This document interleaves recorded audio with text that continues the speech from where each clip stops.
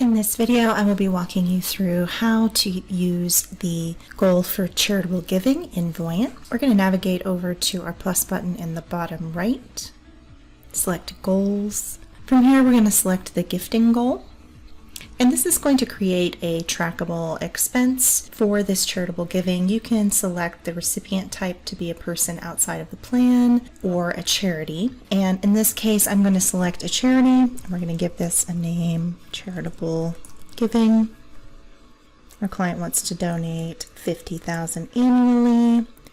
And we are going to inflate that value about 2% per year. Next, I'm going to go to timing. I want this to start when Sandra retires and end at mortality or when the fund runs out.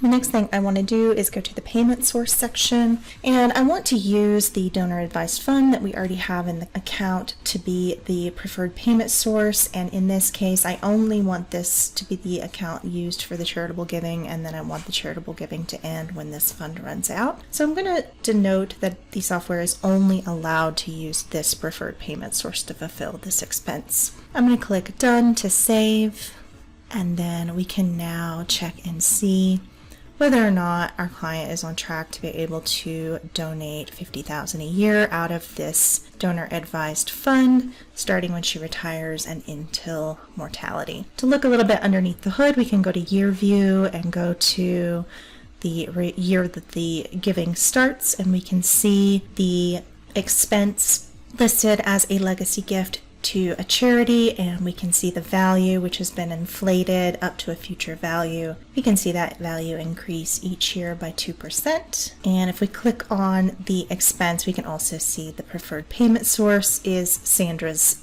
donor advised fund, and that is what is being used to fulfill this expense. I hope that was helpful. If you have any questions, please reach out to us by clicking the name of your client in the top right, request support, enter your question into the text box, and share client access. Thanks for listening.